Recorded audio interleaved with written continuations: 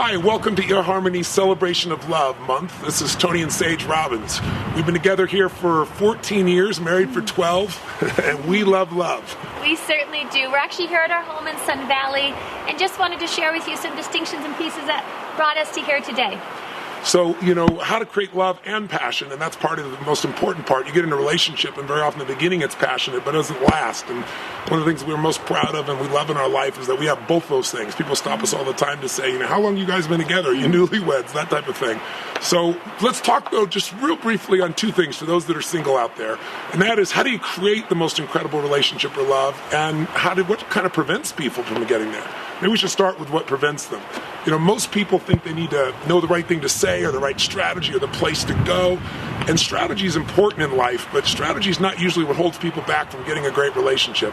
It's a belief system in their head that limits them. It's a story. It is. And honestly, those stories, I remember right before we met, I was scared and thinking, honestly, I wanted to be alone and wanted to live on my own and wasn't looking for a relationship. And then in a moment, God intervened. And I think just at that time, even though I wasn't ready or prepared, God was. And life showed up. And it was one of those divine moments. And so sometimes our fears and our stories to remain open to what's possible creates a pathway to be able to find your love. Yeah, I was in the same place. I'd ended a relationship, and the last thing I wanted was another relationship. Yes. I associated so much pain to it. I had so much more joy and happiness with my kids and joy and happiness with my work and my mission. But really, the only thing that keeps you from getting what you want is the story about why you can't have it or why you don't have it. And the most common stories are things like, all the good ones are gone, or, I'm not ready, or I have too much time for work, later stage of life. Relationships are too painful. It's not worth the time. I'm set in my ways. I love my life. My work is my first. There's just so many stories and stackings that we create that prevent us from the possibility of love. And so you got to just first maybe analyze what's your story and find a new story, a new opportunity. And what'll help you to change your story is the third thing. We always look at breakthroughs in life where you change everything in a moment. Takes maybe a new strategy, but usually a new story, a new belief, a new opening. But it also makes a new state, a new emotional state. If you're all uptight about relationship and is this the right one? The level of tension in your body pushes people away from you. It does. Or if you're thinking relationship's not for me, you throw off an aura that makes people not be attracted to you. And then you wonder why, people aren't approaching you. Most people has nothing to do with what they're physically like. People that are physically beautiful, but they're ugly in their state. They're angry, they're frustrated, they're embittered. If you change your state, you start to change everything, including your story. Yeah. What are some other states they might want to consider as a mate? Stage just playfulness and openness, and rather than the constriction and the control of trying to make it happen, just being open to life and trusting and guiding and knowing that, he or she's out there for you. And so if you really want to create this, if you get rid of what stops you, think about how do you create anything in your life? If you look at your life and think of something that's in your life today, right now, that once was a dream or a goal or a desire. I don't care if it was a job, a home, a relationship you got that maybe didn't want afterwards, but when you created something that seemed difficult or impossible, you usually did three things. First, you got obsessed about it, right? You got so clear about what you wanted and you unleashed your desire. You thought about it constantly. You were immersed in whatever it is you wanted. Again, whether it be a job, relationship, anything in your life. And that desire, desire in Latin means of the Father. When you tap into your deepest desire, it's like a magical pull. It creates a hunger in you and a drive in you. And if you get that desire really revved up, the second thing is making sure that you're willing to do whatever it takes to make it happen. That's to take massive action, not just say, I want this, but the willingness to try things and fail. My honey took massive action when he found me. That's another story. It is another story. But it's, and it's also getting clear on what's important to you and what's most meaningful to you. And those of you who are fearful and have had a painful relationship or not a positive relationship in the past, honestly, that just gives you a background for the foreground. And it gives you a context for what what you want and what you're not willing to settle for again. Every relationship is a chance to learn, and as you learn, if you learn without the heaviness of it, it just allows you to make better choices in the future. So if you know exactly what you want, and you're obsessed about it, you think about it, you dream about it, and you're willing to do whatever it takes, and you take massive action, something doesn't work, you change, then the third thing you need to create anything is just a little bit of grace.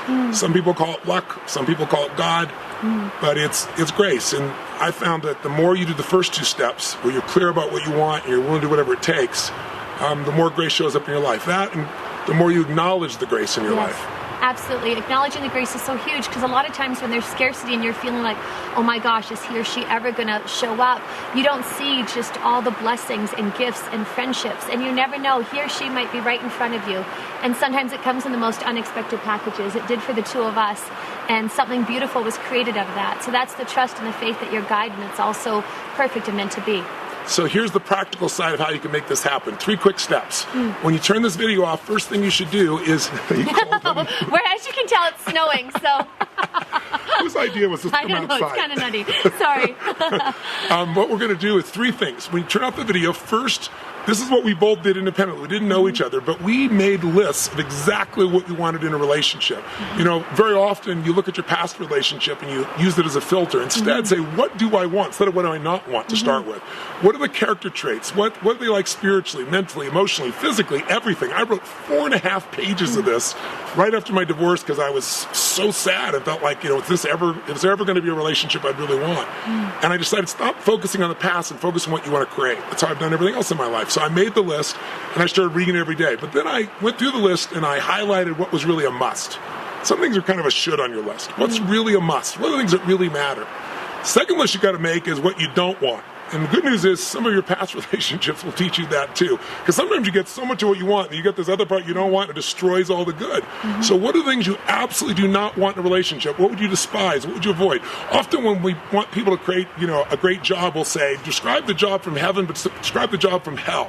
Because people are good at describing the job from hell. Well, the same thing with a relationship. Describe the relationship from hell and mark the ones that are a must for you not to experience. Now you know what you want and what you don't want. The last list is, and the most important one, what kind of person would you have to become to attract and keep the kind of person that you want in your life? And that's so key, to be so clear on what the gifts you're bringing to the table rather than just the expectation what somebody's going to bring. And to live in a space of heart, to live in a space of love, and to be open and to trust and to have the character and integrity that you want in your reciprocal and your partner, to live that and embody that and be true to yourself. Because if you are that, you will attract that reciprocal.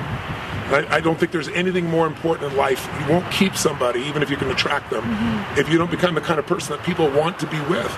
And that's not being fake or phony. It's finding the best parts of you and deciding, this is my standard for myself. I'm not going to let things drop below that. And you're going to keep increasing it. So what would you have to believe to attract the quality of person you want?